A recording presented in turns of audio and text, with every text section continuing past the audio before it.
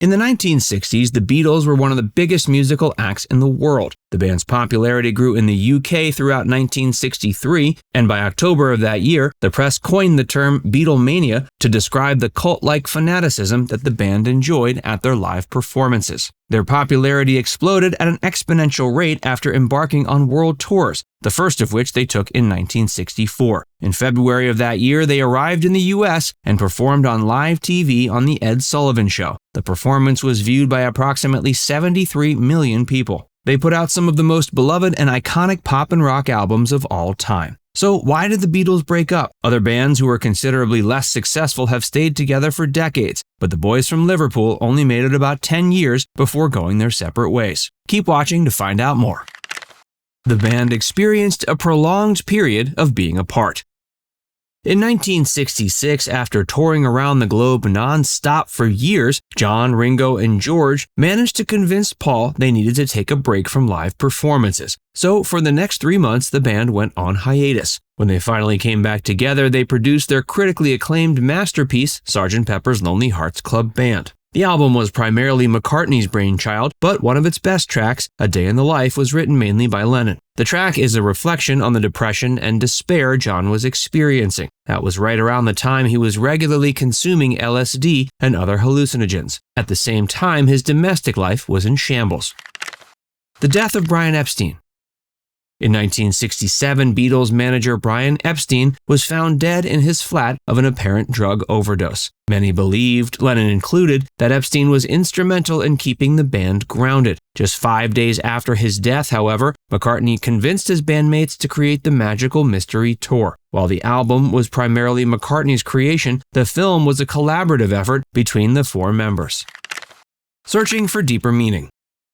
After critics tore Magical Mystery Tour to pieces, the band set out to the Maharishi Mahesh Yogi's ashram in India to learn the basics of transcendental meditation. But tensions flared there as Harrison became irate with Lennon and McCartney, whom he suspected of using their time at the ashram to write music. Ringo Starr left just 2 weeks after arriving, and not long after that, McCartney followed suit. After Lennon discovered that the Maharishi had made unwelcome sexual advances on a young woman at the ashram, he insisted Harrison leave with him. After returning to London, it seemed like Lennon was constantly in a bad mood. Enter Yoko Ono.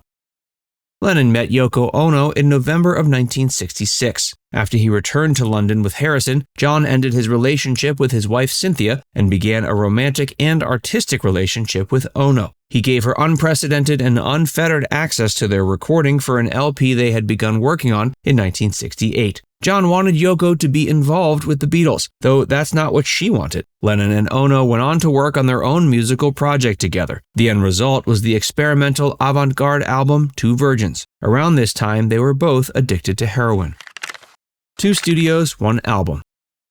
Despite the fact that clearly the band members were all beginning to move in different directions, the Beatles began work on their only double album, the White Album. They recorded it in 3 different studios. During production, there was some intense and at times explosive tension between the band members. Everyone seemed to be treating their bandmates as essentially backup members. It was during this chapter that they launched their own record label, Apple. After the label released the Beatles song Hey Jude, which Paul had written for Lennon's son Julian, the band played the song on David Frost's television program. It was after performing live on TV again and experiencing their chemistry again that they realized they wanted to play live together once again. In 1968, they decided to play at London's Roadhouse Theatre. Prior to the show, they made the decision to film the rehearsal sessions and release them. The collection of rehearsals were eventually put together in a package known as Let It Be. The band had to rehearse for countless hours before they could come up with a single take that was worthy of being included in the album. During the sessions, McCartney was reportedly very bossy. While that might have been necessary for creating radio-worthy material, the other members resented him for it. In January of 1969, the band recorded 52 songs, many of which eventually made it onto Abbey Road, while the rest would be released in the band members' solo albums. Harrison was beginning to feel uneasy about performing live again, and tensions were beginning to increase over Yoko Ono's influence on the group. McCartney figured it was best to simply accept her presence, as it was crucial for the band to retain Lennon. Even so, tensions continued to grow until they reached a breaking point. At one point, Harrison and Lennon got into a confrontation that resulted in George walking out. A few days later, he returned, but under the stipulation that there would not be more major live shows. Alan Klein's divisive influence. Friction between the band members only increased after they signed a contract with their last manager, Alan Klein. The Beatles and Klein's relationship began in January of 1969 after it became clear the band needed a manager to work with their label, Apple. McCartney initially suggested his girlfriend, Linda Eastman's father, should be their new manager, but Alan Klein was able to get a meeting with Lennon. Klein was well-spoken and was able to win Lennon over. Ringo and George quickly followed suit. While 3 of the 4 members were represented by Klein, McCartney refused to let Klein represent him. Over time, everyone else in the band became increasingly disenchanted by Klein, and by 1973, they dissolved their business relationship completely. The end of an era.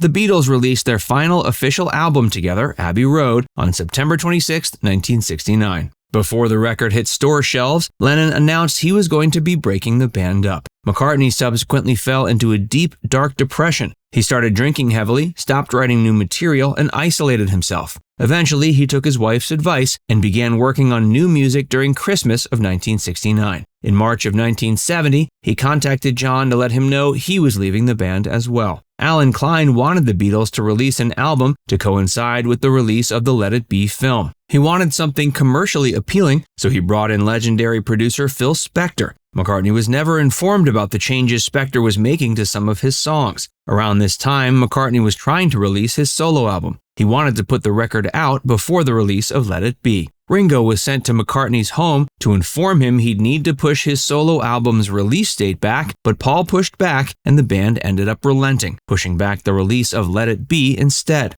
In December of 1970, McCartney sued for the dissolution of the band, and the judge ended up ruling in favor of that decision. The Beatles let their contract with Klein expire, and later on he ended up getting sentenced to 2 months in a U.S. prison on an unrelated fraud charge. Lennon, Harrison, and Ringo all eventually sued Klein as well. After the Beatles formally dissolved, John Lennon continued his solo projects as well as his work with Yoko Ono. He released several more albums before being assassinated in 1980. George completed a solo album with a studio band that involved Eric Clapton and Ringo Starr. He spent much of his time and energy in the years to come involved in charity work. His production company, Handmade Films, eventually produced the film Monty Python's Life of Brian. George died of lung cancer at Paul McCartney's house in LA in 2001. Ringo was the only band member who continued to perform with the other 3. He also had a successful run as a solo musician. On top of appearing in several films, Starr also narrated Thomas and Friends for a number of years. Paul McCartney recorded 2 solo albums before forming Wings with his wife Linda. That band ended up recording 27 top 40 hits. In recent years, he's continued to tour regularly while consistently working on new material. He's also done some painting and has released a volume of poetry. In total, McCartney has more than 60 gold records and is one of the wealthiest musicians in the world. Now it's time to hear from you. Which part of this story was most surprising to hear about? Let us know in the comments section below.